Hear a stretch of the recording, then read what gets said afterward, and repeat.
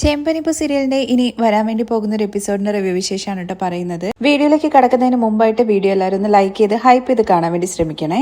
രേവതി കുറച്ച് പുതിയ ഡിസൈനൊക്കെ ആയിട്ട് മറ്റൊരു മണ്ഡപത്തിലേക്ക് വരുവാണ്.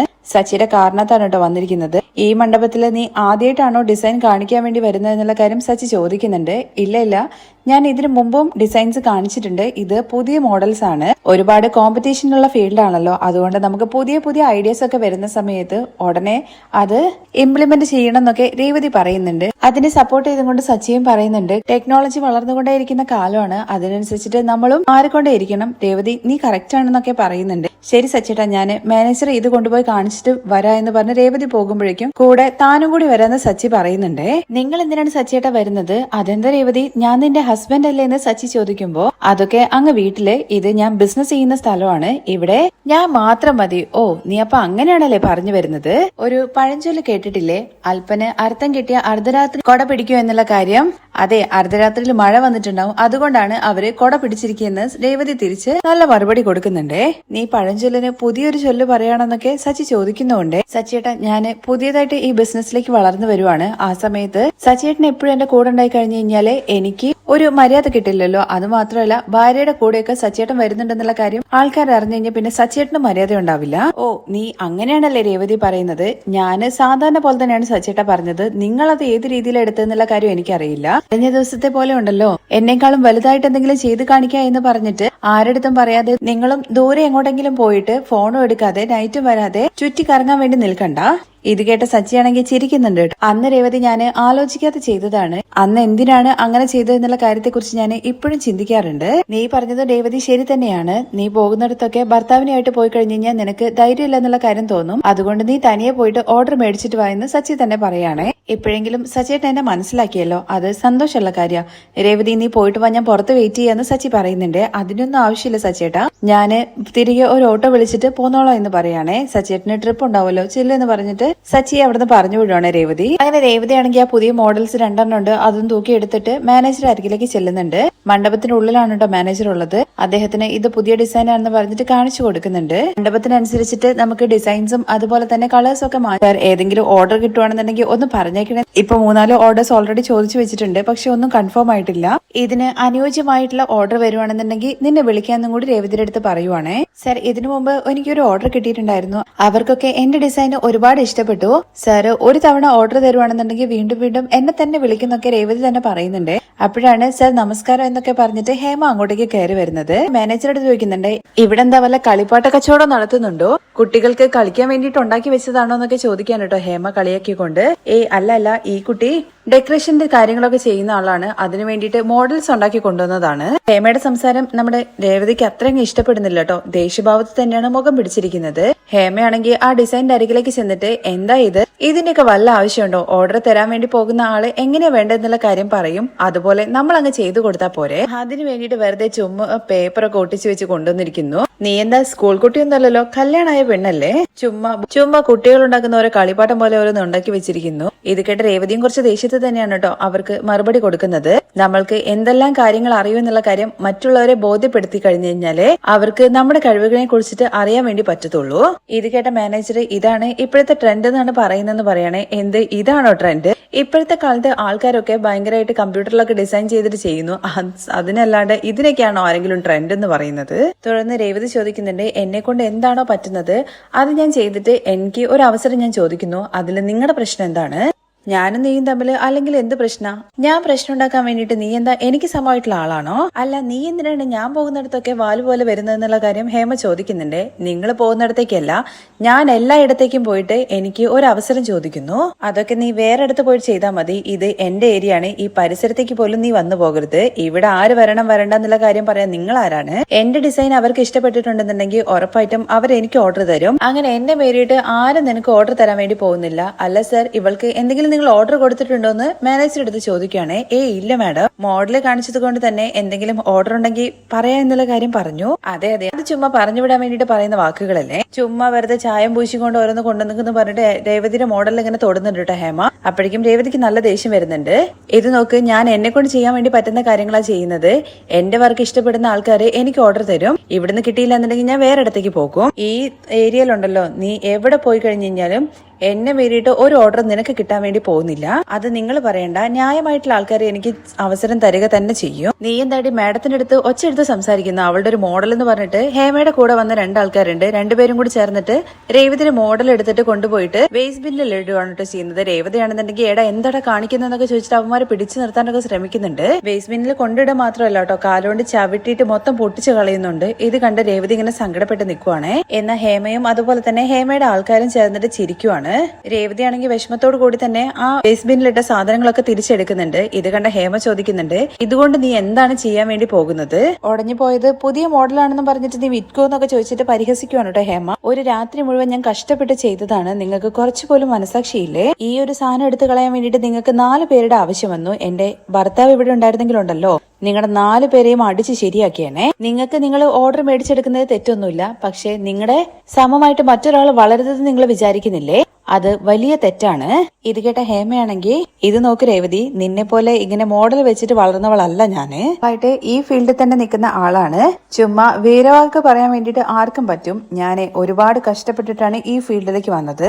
അതങ്ങനെ ആരും തട്ടെടുത്തുകൊണ്ട് പോകാൻ വേണ്ടിട്ട് ഞാൻ അനുവദിക്കില്ല. ഇത് നോക്ക്, എന്റെ ഏരിയയിൽ നിന്നെ ഇനി കണ്ടുപോകരുത്, നീ വരരുത്. മാഡം, ഇവളുടെ അടുത്തൊക്കെ ഇനി കൂടുതലായിട്ട് എന്ത് സംസാരിക്കുന്നത്? അവളുടെ കയ്യിലുള്ള സാധനം എല്ലാം കൂടി എടുത്തിട്ട് തൂക്കിയെടുത്ത് വേസ്റ്റ് ബിന്നിൽ വീണ്ടും ഇടണം. എടാ നോക്കടാ, മര്യാദയ്ക്ക് പോയിക്കോ, ഇല്ലെങ്കിലുണ്ടല്ലോ എന്റെ കയ്യെ പൂ കെട്ടാൻ വേണ്ടി മാത്രം അറിയുന്ന കയ്യാന്ന് വിചാരിക്കരുത്. എടാ വിട്ടേക്കെടാ എന്ന് ഹേമയും പറയുന്നുണ്ട് കേട്ടോ. ഇപ്പൊ ഞാൻ പറയുന്നത് നിങ്ങൾ കേട്ടോ. നിങ്ങളിത് കുപ്പയിൽ കൊണ്ടുപോയി കളഞ്ഞില്ലേ, ഇതൊരു ദിവസം ഗോപുരമായിട്ട് മാറും. ഈ തൊഴിലില് എനിക്കെന്ന് പറഞ്ഞിട്ട് ഒരടയാളം വരും എന്നൊക്കെ പറഞ്ഞിട്ട് നമ്മുടെ ഹേമയെ വെല്ലുവിളിച്ചുകൊണ്ടാണ് കേട്ടോ രേവതി അവിടുന്ന് ആ പൊട്ടി സാധനങ്ങളൊക്കെ എടുത്തിട്ട് പോകുന്നത്. കാണിക്കുന്നത് നമ്മുടെ ഭാമയുടെ അടുത്ത് ചന്ദ്രയുമായിട്ട് സംസാരിച്ച് എങ്ങനെയെങ്കിലും ഈ പ്രശ്നം സോൾവ് ആക്കാൻ വേണ്ടിയിട്ട് ശ്രുതി വന്നിട്ടുണ്ടായിരുന്നല്ലോ. അതിന്റെ വിശേഷങ്ങൾ നമ്മൾ ഓൾറെഡി കഴിഞ്ഞ എപ്പിസോഡിൽ അപ്ലോഡ് ചെയ്തിട്ടുണ്ട്. ലിങ്ക് ഞാൻ ഐക്കാർട്ടിലും അതുപോലെ പിൻ കമന്റായിട്ടും കൊടുത്തേക്കാവേ. അത് പ്രകാരം തന്നെ ചന്ദ്രമതിയെ ഭാമ വീട്ടിലേക്ക് വിളിക്കുന്നുണ്ട്. ശ്രുതി വന്നിട്ട് വിഷമങ്ങളെല്ലാം പറഞ്ഞതുകൊണ്ട് ആ പ്രശ്നം എങ്ങനെയെങ്കിലും തീർപ്പിക്കാൻ വേണ്ടിയിട്ടാണ് ചന്ദ്രമതിയെ തന്റെ വീട്ടിലേക്ക് വിളിച്ചു വരുത്തിയെന്നുള്ള രീതിയിലൊന്നുമല്ല കേട്ടോ ഭാമ സംസാരിക്കുന്നത്. കുറച്ചു ദിവസമായിട്ട് നിന്നെ ഇങ്ങോട്ട് കാണുന്നേ ഇല്ലല്ലോ, എന്തോ പ്രശ്നമുണ്ടെന്നുള്ള കാര്യം എനിക്ക് മനസ്സിലായി. ഓ എന്ത് പറയാനാ, വീട്ടിലെ എല്ലാ പ്രശ്നങ്ങളാണ്, നീയൊന്ന് തെളിച്ചു പറ ചന്ദ്രയെന്ന് ഭാമ പറയുന്നുണ്ട്. അന്ന് രവിയേട്ടന്റെ റിട്ടയർമെന്റ് പണം അന്ന് സുധി എടുത്തില്ലായിരുന്നോ എന്ന് ചന്ദ്ര ചോദിക്കുകയാണേ. എടുത്തില്ലായിരുന്നോ എന്നോ, എടുത്തോണ്ട് ഓടിപ്പോയി എന്നുള്ള കാര്യം പറ ചന്ദ്രേ. നിന്റെ അടുത്തിപ്പോ ആരെങ്കിലും ഈ തിരുത്തൽ ചോദിച്ചോന്ന് ഭാമയുടെ അടുത്ത് ദേഷ്യത്തോടു കൂടി ചന്ദ്രമതി ചോദിക്കുന്നുണ്ട് കേട്ടോ. നീ കാര്യം എന്താന്ന് വെച്ച് പറയുന്ന വീണ്ടും ഭാമ പറയുന്ന സമയത്ത് ആ പണം സുധിയും അതുപോലെ തന്നെ ശ്രുതിയും കൂടി തിരികെ മേടിച്ചു എന്ന് പറയാം. നീലിമേടുന്ന് എടുത്തുന്നോ എന്ന് ഭാമയുടെ വായിൽ നിന്ന് അറിയാതെ വീണു പോവാണേ. അതെങ്ങനെ നിനക്ക് നീലിമ എന്നുള്ള പേര് കറക്റ്റ് ആയിട്ട് അറിയുന്നതെന്ന് ചന്ദ്ര ചോദിക്കുന്നുണ്ട്. അതിനെക്കുറിച്ച് ചന്ദ്ര നീ തന്നെ എന്റെ അടുത്ത് മുമ്പേ പറഞ്ഞിട്ടില്ലായിരുന്നോ? ആ ഓർമ്മയിൽ എനിക്ക് ആ പേര് ഇപ്പോഴും ഉണ്ട്, അതുകൊണ്ട് പറഞ്ഞതാണ്. ആ നീലിമയുടെ കയ്യിൽ നിന്ന് പണം മേടിച്ചിട്ടാണ് ഇവർ രണ്ടുപേരും ബിസിനസ് ആരംഭിച്ചത് എന്നുള്ള കാര്യം കൂടി പറയുകയാണെ. ഇതൊക്കെ കേട്ടിട്ട് നമ്മുടെ ഭാമയ്ക്ക് വലിയ ഷോക്കായിട്ടുള്ള രീതിയിലൊന്നുമില്ല. സാധാരണ പോലെ ആണോ എന്നാണ് ചോദിക്കുന്നത്. അതെന്താ ഭാമേ നിനക്ക്, അതെന്താ ഭാമേ നീ സാധാരണ പോലെ ചോദിക്കുന്നതെന്ന് ചോദിക്കുമ്പോ ഇല്ലില്ല, ഞാൻ ഞെട്ടലോട് കൂടി തന്നെ ചോദിച്ചത്. അപ്പോ ശ്രുതിയുടെ അച്ഛൻ അയച്ച പണം കൊണ്ടല്ലേ ഇവര് ബിസിനസ് തുടങ്ങിയത്? ഒരുപക്ഷെ ശ്രുതി ആയിരിക്കുമല്ലേ അങ്ങനെ ബിസിനസ് തുടങ്ങാ എന്നുള്ള ഐഡിയ കൊടുത്തതെന്ന് ചോദിക്കുമ്പോ ഇല്ല, ഒക്കെ അവളുടെ പണിയാണ് ആ ശ്രുതിയുടെ. എന്റെ മോൻ പാവം, അവൻ ആരെന്ത് പറഞ്ഞു കഴിഞ്ഞാലും അപ്പാടെ വിശ്വസിച്ചോളൂ. അവള് കള്ളത്തിയാണ്, അവളാണ് എല്ലാം മറിച്ചു വെച്ചെന്നൊക്കെ പറഞ്ഞിട്ട് ശ്രുതിയെ ഇങ്ങനെ കുറ്റപ്പെടുത്തുമ്പോ ശ്രുതി അങ്ങനെയൊന്നും അല്ല. അവൾ എപ്പം നോക്കി കഴിഞ്ഞു കഴിഞ്ഞാലും നിന്നെ കുറിച്ച് നല്ലത് മാത്രമല്ലേ ചന്ദ്രയെ പറയാറുള്ളൂ. നീ എന്ന് വിചാരിച്ചു കഴിഞ്ഞാൽ അവൾക്ക് ജീവനാണ്, അവളുടെ അമ്മയെ പോലെയാണ് നിന്നെ കാണുന്നതെന്നൊക്കെയാണല്ലോ അവള് പറയാറെന്നൊക്കെ ചോദിക്കുമ്പോ അതെ അതുകൊണ്ടാണല്ലോ സ്വന്തം അമ്മയെ പോലെ കണ്ടിട്ട് അവൾ എന്നിൽ നിന്ന് ഇതൊക്കെ മറച്ചു വെച്ചത്. അവളെ ഞാൻ തലയിലേറ്റിക്കൊണ്ട് നടന്നതെന്നൊക്കെ ചന്ദ്രയെ എനിക്കെന്തോ ഇത് അത്ര വിശ്വസനീയമായി തോന്നുന്നില്ല. അവൾക്ക് നിന്നോട് ഭയങ്കര സ്നേഹമല്ലേ? അങ്ങനെ സ്നേഹമുള്ള അവള് എപ്പോഴും സത്യസന്ധയായിട്ട് എന്റെ മുമ്പിൽ നടക്കണ്ടേ?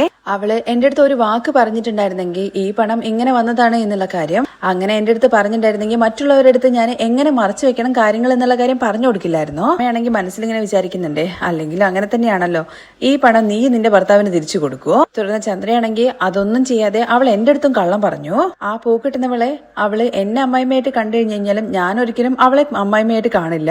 എന്നാ ആ വർഷയാണെന്നുണ്ടെങ്കിലുണ്ടല്ലോ, അവളെ ഞാൻ എന്റെ മരുമകളായിട്ട് അംഗീകരിച്ചാലും അവൾക്ക് എന്നെ അമ്മായിമ്മയായിട്ട് കാണാനേ പറ്റില്ല. എനിക്കാണെങ്കിൽ അവൾ ഒരു മര്യാദയും തരുന്നില്ല. എന്നാ ഈ ശ്രുതിയല്ലേ ഞാൻ എന്റെ സ്വന്തം മരുമകളായിട്ട് കണ്ടത്, എന്നിട്ട് അവൾ തന്നെ എന്നെ പറ്റിക്കാൻ വേണ്ടി പാടുണ്ടോ? അതാണ് എനിക്ക് താങ്ങാൻ വേണ്ടി പറ്റാതായി പോയെന്നൊക്കെ ചന്ദ്രൻ ഇങ്ങനെ പറയുമ്പോ എനിക്ക് മനസ്സിലാവും ചന്ദ്രേ, ശ്രുതിയെ നീ വല്ലാതെ തലയിൽ വെച്ച് കൊണ്ടാടി, ശരി തന്നെയാണ്. അവളാണെന്നുണ്ടെങ്കിൽ ഒരു അമ്മയില്ലാത്ത മകളല്ലേ, അവള് നിന്നെയാണ് അമ്മയായിട്ട് കാണുന്നത്. ചില സമയത്തൊക്കെ നിന്നെ പറ്റി പറയുന്ന സമയത്ത് അവൾ ആന്റി എന്നല്ല സ്വന്തം അമ്മ എന്നുള്ള രീതിയിലാണ് സംസാരിക്കാറ്. അവളുടെ മനസ്സിൽ എന്താണോ അതല്ലേ പുറത്തേക്ക് വരുക. ഞാനും എന്റെ സ്വന്തം മകളെ പോലെ തന്നെയാണ് അവളെ കണ്ടത്. പക്ഷെ അവൾ എന്നെ പറ്റിച്ചില്ലേ ചന്ദ്രെ. മറ്റൊരു കാര്യം കൂടി നീ ശ്രദ്ധിക്കണം. അവൾക്ക് വേണ്ടിയിട്ടല്ലല്ലോ ഒന്നും ചെയ്തത്, നിന്റെ മകന് വേണ്ടിയിട്ടല്ലേ. നിനക്ക് സുധിയോട് നല്ല സ്നേഹമില്ലേ, അതിനേക്കാൾ മുകളില് അവക്ക് അവനോട് സ്നേഹമുണ്ട്. നീ അങ്ങനെയൊന്നും പറയണ്ട. സ്വന്തം അമ്മയേക്കാൾ കൂടുതൽ സ്നേഹം ഭാര്യയ്ക്കുണ്ടാവോ? പിന്നെ ഒരു മകന് അമ്മ പ്രധാനമാണ്. കാരണം അവന് ജീവൻ കൊടുത്തത് അമ്മയാണ്. അതുപോലെ തന്നെയാണ് അവന് ഭാര്യയും. അപ്പോഴും ചന്ദ്ര വിട്ടുകൊടുക്കാൻ വേണ്ടി തയ്യാറല്ല കേട്ടോ. അവൾക്ക് സുധീരുടെ അടുത്ത് സ്നേഹം ഉണ്ടെന്നുള്ള കാര്യം പറയും. പക്ഷെ എന്നേക്കാൾ കൂടുതൽ സ്നേഹമൊന്നും അവൾക്ക് അവനോടില്ല.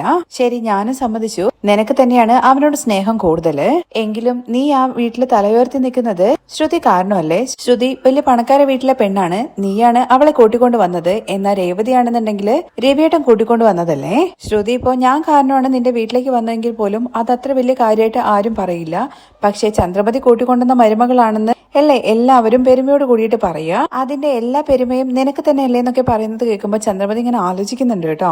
അവള് പണക്കാര വീട്ടിലെ മകളല്ലേ, എന്നിട്ട് നീ അവളെ പോയി അടിക്കുകയും ചെയ്തില്ലേ, അതെങ്ങനെ നിനക്കറിയുന്നതെന്ന് ചന്ദ്ര ചോദിക്കുകയാണേ. ശ്രുതിയാണ് തന്റെ അടുത്ത് വന്ന് പറഞ്ഞെന്നുള്ള കാര്യം പറയാൻ വേണ്ടി പറ്റില്ലല്ലോ. അതുകൊണ്ട് തന്നെ നീയല്ലേ ചന്ദ്ര ഇപ്പൊ പറഞ്ഞിട്ടുണ്ടായിരുന്നത് അവള് കള്ളം പറഞ്ഞതുകൊണ്ട് ദേഷ്യത്തിൽ ഞാൻ അടിച്ചു എന്ന്. അങ്ങനെ പറഞ്ഞതായിട്ട് എനിക്ക് ഓർമ്മയില്ലല്ലോ. ഇപ്പൊ ഈഴേറ്റ് നിനക്ക് നല്ല മറവിയുണ്ട് കേട്ടോ ചന്ദ്രേ. നീ പറയാതെ ഞാൻ എങ്ങനെയാ അറിയുന്നത്?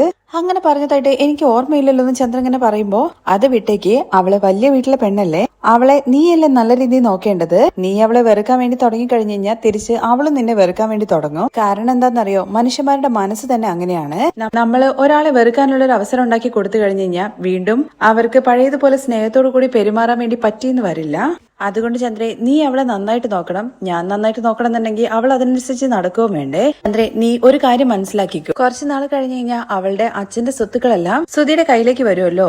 അങ്ങനെ കൂടുതൽ സ്വത്തുക്കളൊക്കെ വരുന്ന സമയത്ത് അമ്മയേക്കാൾ വലുത് അവൻ എന്തായാലും ഭാര്യയായിട്ട് തോന്നില്ലേ. അത് മാത്രമല്ല ചന്ദ്രേ, ഇത്രയും സ്വത്തുക്കളൊക്കെ വന്നു കഴിഞ്ഞു കഴിഞ്ഞാൽ നീ അവളുടെ അടുത്ത് ദേഷ്യം കൂടി കാണിക്കുകയാണെന്നുണ്ടെങ്കിലുണ്ടല്ലോ, നമ്മൾ എന്തിനാണ് ഇവിടെ നിൽക്കുന്നത്, നമുക്ക് മലേഷ്യയിലേക്ക് പോയാലോ എന്ന് പറഞ്ഞുകൊണ്ട് സുധിയും കൂട്ടിയിട്ട് അവൾ അങ്ങ് പോയാലോ. ഇത് കേട്ട ഉടനെ തന്നെ നമ്മുടെ ചന്ദ്ര പറയുന്നത് ഇല്ല ഇല്ല, സുധി ഒരിക്കലും അങ്ങനെ പോയില്ല എന്നാണേ. ആര്, നിന്റെ മകനോ? 50 ലക്ഷം രൂപ കിട്ടിയപ്പോ ഏതോ ഒരു പെണ്ണിന്റെ കൂടെ നാട് വിട്ട് പോകാൻ വേണ്ടിട്ടല്ലേ നിന്റെ മോൻ ഇറങ്ങി പോയിട്ടുണ്ടായിരുന്നത്. അത് കേട്ട് ചന്ദ്രയ്ക്കും ശരിയാണെന്നുള്ള മട്ടിലെ പേടിയൊക്കെ തോന്നുന്നുണ്ട് കേട്ടോ. ചന്ദ്രേ, നമ്മള് നമ്മുടെ മക്കളെ സ്നേഹിക്കണം. പക്ഷെ എപ്പോഴും അവരുടെ അടുത്ത് ആ സ്നേഹം തിരിച്ചു പ്രതീക്ഷിക്കരുത്. നീ ഒന്ന് എന്റെ കാര്യം ആലോചിച്ച് നോക്ക്. ചെറുപ്പം മുതൽ ഞാൻ ഒറ്റയ്ക്കല്ലേ അവനെ വളർത്തിയത്. അവന് എന്നോട് ഭയങ്കര സ്നേഹമായിരുന്നു. എന്നാ ഇപ്പോ മരുമകൾ വന്നിട്ട് അവനെയും കൊണ്ടുപോയത് നീ കണ്ടില്ലേ. എപ്പോഴെങ്കിലും ഒന്ന് വിളിക്കും, സംസാരിക്കും, അത്ര മാത്രമല്ലേ ഉള്ളൂ. ഇപ്പൊ വയസ്സുള്ള ആൾക്കാർക്കൊക്കെ അമ്മയെക്കാളും പ്രധാനം ഭാര്യമാര് തന്നെയാണ്. കുറച്ച് സ്വത്തുള്ള പെൺകുട്ടിയും കൂടിയാണെന്നുണ്ടെങ്കിൽ പറയണ്ട, അവളുടെ മുന്താണിയെ പിടിച്ചിട്ട് അവൻ അങ്ങ് പോകും. നീ എന്താ ബാമ ഇങ്ങനെയൊക്കെ പറയുന്നെന്ന് ബാമയുടെ സംസാരം കേൾക്കുമ്പോ ചന്ദ്ര ചോദിക്കുന്നുണ്ട്. ഇങ്ങനെയൊന്നും സംഭവിക്കരുതെന്ന് വിചാരിച്ചിട്ടാണ് ഞാൻ നിന്റെ അടുത്ത് ചന്ദ്ര ഇതൊക്കെ പറയുന്നത്. ശ്രുതി നിന്റെ കൂടെ എപ്പോഴും ഉണ്ടാവണമെന്നുണ്ടെങ്കിൽ ശ്രുതിയുടെ മുമ്പിൽ നീ കുറച്ച് താഴ്ന്നു നിന്നേ പറ്റുള്ളൂ. അവളുടെ മനസ്സ് വേദനിപ്പിക്കാതെ നീ നോക്കണം. ഇല്ലെങ്കിലുണ്ടല്ലോ ശ്രുതിയും കൂട്ടിയിട്ട് അവൾ അങ്ങ് പോകും. ഇല്ലെങ്കിലുണ്ടല്ലോ ഇത്രയും വലിയ വീട്ടിൽ ഞാനിവിടെ തനിയല്ലേ കിടക്കുന്നത്, അതുപോലെ നിനക്കും എന്റെ ഗതി വരും. ശ്രുതി നിന്നോടൊപ്പം എപ്പോഴും ഉണ്ടാവണമെന്നുണ്ടെങ്കിൽ ശ്രുതിയുടെ അടുത്ത് നീ കുറച്ച് സ്നേഹത്തിലൊക്കെ നടന്നോ. ഇല്ലെങ്കിൽ അവളുടെ വെറുപ്പ് വരഞ്ഞു പറ്റിക്കഴിഞ്ഞു കഴിഞ്ഞാൽ അവൾ എപ്പോ വേണമെന്നുണ്ടെങ്കിലും സുധിയും കൊണ്ടങ്ങ് പോകും. അതുകൊണ്ട് നീ കുറച്ച് നോക്കിയും കണ്ടൊക്കെ നിന്നോ ചന്ദ്രേ. ഞാൻ പോയിട്ട് കോഫി എടുത്തോണ്ട് വരാ എന്ന് പറഞ്ഞിട്ട് ബാമ അങ്ങ് പോകുന്നുണ്ട്. ചന്ദ്രമതിയാണെന്നുണ്ടെങ്കിൽ ബാമ പറഞ്ഞ കാര്യങ്ങളെ കുറിച്ച് ഇങ്ങനെ ആലോചിക്കുവാണേ. ചന്ദ്രയ്ക്ക് എവിടെ ഇട്ട് കൊടുത്താലാണ് അടി കൊള്ളുക എന്നുള്ള കാര്യത്തെ കുറിച്ച് ബാമയ്ക്ക് നന്നായിട്ട് അറിയാവുന്നത് കൊണ്ടാണ് ഈ കാര്യങ്ങളൊക്കെ പ്രശ്നങ്ങൾ തീർക്കാൻ വേണ്ടിയിട്ട് പറഞ്ഞിട്ട് പോകുന്നത്. തുടർന്ന് കാണിക്കുന്നത് നമ്മുടെ രവിയുടെ അടുത്ത് രേവതി ഇങ്ങനെ പറയാനുണ്ട് ചെയ്യുന്നത്. ശ്രുതിയും അതുപോലെ തന്നെ സുധിയും തമ്മിൽ പരസ്പരം മിണ്ടാൻ പോലും ചന്ദ്ര അനുവദിക്കുന്നില്ല. അതുകൊണ്ട് തന്നെ അച്ഛൻ എങ്ങനെയെങ്കിലും സംസാരിച്ചിട്ട് ഈ പ്രശ്നം സോൾവ് ആക്കണം എന്നുള്ള കാര്യങ്ങളെ കുറിച്ചൊക്കെ പറഞ്ഞുകൊണ്ടിരിക്കുകയാണ്. ഇത് കേട്ടുകൊണ്ടാണ് ചന്ദ്ര അങ്ങോട്ടേക്ക് വരുന്നത്. ചന്ദ്ര ഓടി പഠിച്ചിട്ട് രേവതിയുടെ അടുത്ത് ചോദിക്കുന്നുണ്ട്, ഞാൻ കുറച്ചു നേരം ഇവിടുന്ന് മാറി നിൽക്കുമ്പോഴേക്കും നീ എനിക്കും അതുപോലെ തന്നെ രവിയേട്ടനും ഇടയിൽ പ്രശ്നം ഉണ്ടാക്കാൻ വേണ്ടി ശ്രമിക്കുകയാണോ? ഇല്ലമ്മ, ഞാൻ എന്തിനാണ് അങ്ങനെയൊക്കെ പറയുന്നത്? ശ്രുതി ഭക്ഷണം പോലും കഴിക്കാതിരിക്കുകയാണ്.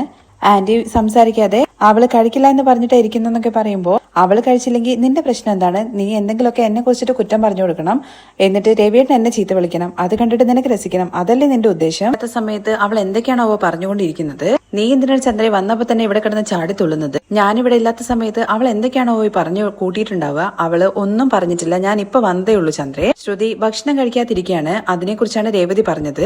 അവള് നല്ലതിന് വേണ്ടിയിട്ടല്ലേ പറഞ്ഞത്, പ്രശ്നങ്ങൾ തീർക്കാൻ വേണ്ടിയിട്ട്. എല്ലാവരും അങ്ങനെയൊക്കെ തന്നെയാണ് പറയുന്നത്. ഓരോരോ കാര്യങ്ങൾ പുറത്തു വരുന്ന സമയത്താണ് കുടുംബത്തിന് നല്ലതിന് വേണ്ടിയിട്ടാണോ അതോ ചീത്തതിന് വേണ്ടിയിട്ടാണോ പറയുന്നതെന്നുള്ള കാര്യമൊക്കെ അറിയാം. രേവതി എപ്പോഴും ഈ കുടുംബത്തിന്റെ നല്ലതിന് വേണ്ടിയിട്ട് മാത്രമേ ചന്ദ്രയെ സംസാരിക്കൂ എന്ന് രവി പറയാണേ. നിങ്ങൾ അങ്ങനെ വിചാരിച്ചിരിക്കുന്നതാണ്. ഓരോരോ സമയം വരുന്ന സമയത്ത് അറിയാൻ വേണ്ടി പറ്റും അവരവരുടെ ആവശ്യങ്ങൾക്ക് വേണ്ടിയിട്ടാണ് ഓരോ കാര്യങ്ങളും പറയുന്നതെന്ന്. അങ്ങനെ രേവതിയെ കുറിച്ചിട്ട് കൂടുതൽ പറയണ്ടെന്ന് വെച്ച് രേവതി നീ പോയിട്ട് ചായ എടുത്തോണ്ട് വാ എന്ന് പറഞ്ഞിട്ട് പറഞ്ഞു വിടുവാണ് കേട്ടോ ചെയ്യുന്നത്. ചന്ദ്രേ, ഞാൻ പറയുന്നത് നീ ഒന്ന് കേക്ക്. എന്തായാലും നടന്ന കാര്യങ്ങളെല്ലാം നടന്നു. അതിങ്ങനെ മനസ്സിൽ വെച്ചുകൊണ്ടിരുന്ന് കഴിഞ്ഞാൽ പ്രശ്നം കൂടിയിട്ടേ വരുള്ളൂ. ഇപ്പോ ഞാൻ എന്ത് ചെയ്യണമെന്നാണ് നിങ്ങൾ ഈ പറയുന്നു വരുന്നതെന്ന് ചന്ദ്ര തിരിച്ചു ചോദിക്കുന്നുണ്ട്. നീ എന്തിനാണ് ശ്രുതിയെയും അതുപോലെ തന്നെ ശ്രുതിയെയും പരസ്പരം മിണ്ടാൻ അനുവദിക്കാതെ അകറ്റി നിർത്തുന്നത്? ഞാനെന്താ അവർ രണ്ടുപേരുടെയും വായ കെട്ടിപ്പൂട്ടി വെച്ചിരിക്കുകയാണോ അവർക്ക് മിണ്ടാതിരിക്കാൻ വേണ്ടിയിട്ട്? വെറുതെ രേവതി ചുമ്മാ കെട്ടിമനിച്ച് പറയുന്നതാന്ന് പറയുവാണ്. അങ്ങനെ അവൾക്ക് പറയാൻ അറിയില്ല, ഉള്ളതും അവൾ കുറച്ചിട്ട് മാത്രമേ പറയുള്ളൂ. ഞാൻ പറയുന്നത് ചന്ദ്രേ, നീ ഒന്ന് കേൾക്ക്. ശ്രുതിയും അതുപോലെ തന്നെ ശ്രുതിയും പരസ്പരം സംസാരിക്കാൻ വേണ്ടിയിട്ട് അനുവദിക്കണം. അവര് സംസാരിച്ച മാത്രമേ അവര് പരസ്പരം മനസ്സിലാക്കത്തുള്ളൂ. അവര് മനസ്സ് തുറന്ന് സംസാരിച്ചാൽ മാത്രമേ ഇനി വീണ്ടും തെറ്റ് ആവർത്തിക്കാതിരിക്കത്തുള്ളൂ. ഇത് കേട്ട ചന്ദ്രയാണെന്നുണ്ടെങ്കിൽ ഇനി ഒരു തവണയും കൂടി ഇതുപോലെ ഒരു കാര്യം ചെയ്യാൻ വേണ്ടിയിട്ട് അവൾക്ക് ധൈര്യം വരുമെന്ന് ചോദിക്കുവാണേ. നീ എന്തിനാണ് ആ പെണ്ണിനെ കുറിച്ച് മാത്രം സംസാരിക്കുന്നത്? എന്താ നിന്റെ മകൻ കുഞ്ഞു കുട്ടിയാണോ? അവന്റെ ഭാഗത്ത് ഒരു തെറ്റുമില്ലാത്ത രീതിയിൽ നീ സംസാരിക്കുന്നു. അവനെന്താ കുഞ്ഞു കുട്ടിയാണോ? അവന്റെ മേല് ഒരു തെറ്റില്ലാത്ത രീതിയിലാണല്ലോ നീ സംസാരിക്കുന്നത്. അങ്ങനെ ശ്രുതി പണം തരേണ്ട വീട്ടിൽ എന്നുള്ള കാര്യത്തെക്കുറിച്ച് പറഞ്ഞു കഴിഞ്ഞാലും ശ്രുതി എന്ത് പറയണമായിരുന്നു? അങ്ങനെ ചെയ്യുന്നത് തെറ്റാണെന്നും പണം വീട്ടിൽ കൊടുക്കണമെന്നും. ശരി, അത് വിട്ടേക്ക്. നിന്റെ മേല് അവൻ അത്രയ്ക്ക് സ്നേഹമല്ലേ, എന്നിട്ട് അവൻ നിന്റെ അടുത്ത് ഈ കാര്യം പറഞ്ഞോ? അത് ശ്രുതി പറയരുതെന്ന് പറഞ്ഞതുകൊണ്ടായിരിക്കും പറയാത്തതെന്ന് ചന്ദ്ര പറയുന്നുണ്ട്. ശ്രുതി പറഞ്ഞു കഴിഞ്ഞാൽ അവൻ അതുപോലെ തന്നെ കേൾക്കുവോ? പിന്നെ അവൻ നിനക്ക് എന്ത് മര്യാദയാണ് തരുന്നത്? നിന്റെ മകന്റെ മേലും തെറ്റുണ്ട്, അത് നീ എന്തുകൊണ്ട് ചോദ്യം ചെയ്തില്ല? തെറ്റ് ചെയ്തു, അതിന്റെ പേരിൽ നീ ശ്രുതിയെ അടിച്ചു, അത് അതോടുകൂടിയിട്ട് അവസാനിപ്പിക്കണം. അതിനു വേണ്ടിയിട്ട് നീ എന്തിനാ രണ്ടുപേരും സംസാരിക്കാൻ അനുവദിക്കാതിരിക്കുന്നത്? എന്തൊക്കെയാണെന്നുണ്ടെങ്കിലും അവര് ഭാര്യ ഭർത്താക്കന്മാരാണ്. അവരുടെ കാര്യത്തില് നമ്മൾ തലയിടുന്നത് തെറ്റാണ്. നമ്മുടെ 3 മക്കളും അവരുടെ ഭാര്യമാരോടൊപ്പം സന്തോഷമായിട്ടിരിക്കണം എന്നാണ് നമ്മൾ വിചാരിക്കേണ്ടത്, അല്ലാതെ പിരിച്ചു വെക്കണമെന്ന് ഒരിക്കലും ചിന്തിക്കരുത് ചന്ദ്രേ. ചെറിയ പ്രശ്നമാകുമ്പോ തന്നെ നമ്മൾ സംസാരിച്ച് പ്രശ്നങ്ങളെല്ലാം തീർക്കണം. നീയാണെങ്കില് അവളടുത്ത് സംസാരിക്കുന്നില്ല, ശ്രുതിയെ സംസാരിക്കാൻ വേണ്ടിയിട്ട് അനുവദിക്കുന്നുമില്ല. ഇനിയിപ്പോ എന്ത് ജീവിതാന്ന് വിചാരിച്ചിട്ട് അവൾ തിരികെ മലേഷ്യക്ക് പോയാലോ? നമുക്ക് എന്ത് ചെയ്യാൻ വേണ്ടി പറ്റും? അത് കേട്ടിട്ട് ചന്ദ്രയ്ക്ക് ടെൻഷൻ ആവുന്നുണ്ട്. ഇവിടെ ജീവിക്കാൻ വേണ്ടി വന്ന പെണ്ണ് മരുമകള് വീട് വിട്ട് പോയി കഴിഞ്ഞു കഴിഞ്ഞാലുണ്ടല്ലോ എല്ലാവരും അമ്മായിമ്മയെ കുറ്റം പറയത്തുള്ളൂ. അതിന്റെ ആവശ്യം വല്ലതും നിനക്കുണ്ടോന്നൊക്കെ ചോദിക്കുന്നുണ്ട് കേട്ടോ. ഇത് കേട്ട ഉടനെ തന്നെ ചന്ദ്രയും ദേഷ്യപ്പെടുന്നുണ്ട്. എനിക്കെന്താ അവർ രണ്ടുപേരും പിരിക്കണമെന്ന് വലിയ ആഗ്രഹമാണോ? ഞാന് ശ്രുതിയെ എന്തോരം സ്നേഹിച്ചിട്ടുണ്ടായിരുന്നു, ആ എന്നെ തന്നെ അവള് പറ്റിച്ചല്ലോ എന്നുള്ള വിഷമമാണ് എനിക്ക്. സച്ചിക്ക് വേണ്ടിയിട്ട് നിങ്ങളല്ലേ രേവതിയെ കണ്ടെത്തിയത്? ശ്രീകാന്തിന് വേണ്ട പെണ്ണിനെ അവൻ കണ്ടെത്തി. എന്നാൽ ശ്രുതിക്ക് വേണ്ടിയിട്ട് ഞാനാണ് തേടി പിടിച്ചിട്ട് അവളെ കല്യാണം കഴിപ്പിച്ചത്. അവര് സന്തോഷമായിട്ട് ജീവിക്കണം, അവര് നല്ല രീതിയിൽ ജീവിക്കണം എന്ന് എനിക്കും ആഗ്രഹം ഉണ്ടാവില്ലേ? എന്നാ നമ്മൾ തന്നെ അവന്മാര് പൊട്ടന്മാരാക്കിയില്ലേ? നിന്റെ ദേഷ്യം ന്യായം തന്നെയാണ് ചന്ദ്രേ. പക്ഷേ ശ്രുതി ഒരിക്കലും ആ പണെടുത്തോണ്ട് ഓടിപ്പോകുന്നല്ലോ ചെയ്തത്. ശ്രുതിക്ക് വേണ്ടിയിട്ടാണ് അവള് ചെയ്തിട്ടുള്ളത്. അവൻ നന്നായിരിക്കണം എന്ന് വിചാരിച്ചിട്ട് നിന്റെ മകനും അതിന് കൂട്ടു നിൽക്കുകയല്ലേ ചെയ്തത്. ഇനി എന്തായാലും ഈ പ്രശ്നം ഇതോട് വിട്ടുകളയണം. അവർ രണ്ടുപേരും സംസാരിച്ചിട്ട് പ്രശ്നം തീർക്കട്ടെ. അല്ലാതെ ഇനിയും ഇതുപോലെ തന്നെ പോവുകയാണെന്നുണ്ടെങ്കിൽ ശ്രുതി ഉറപ്പായിട്ടും മലേഷ്യക്ക് തിരിച്ചു പോകും. അത് കേട്ട് ഷോക്ക് അടിച്ച പോലെ നമ്മളെ ചന്ദ്രയോട് അങ്ങനെ ഇരിക്കുകയാണ് കേട്ടോ ചെയ്യുന്നത്. ചന്ദ്രയ്ക്ക് ഭയം തോന്നി തുടങ്ങി. ശ്രുതിയും അതുപോലെ ശ്രുതിയെ കൂട്ടിയിട്ട് തിരിച്ച് മലേഷ്യക്ക് പോവോ എന്നുള്ള ഭയം. ഇനി എന്തായാലും ശ്രുതിയും അതുപോലെ തന്നെ ശ്രുതിയെയും ക്ഷമിക്കാൻ വേണ്ടി പോവുകയാണ്. അത് മാത്രമല്ല ശ്രുതിക്കും അതുപോലെ തന്നെ ശ്രുതിക്കിട്ടുള്ള പണികളൊക്കെ ഇനിയും വരാൻ വേണ്ടി പോവുകയാണ് കേട്ടോ ചെയ്യുന്നത്. ബാക്കി വിശേഷങ്ങൾ കേൾക്കാൻ താല്പര്യം ഉണ്ടെന്നുണ്ടെങ്കിൽ നെക്സ്റ്റ് എപ്പിസോഡിൽ നിന്ന് കമന്റ് ചെയ്യണേ.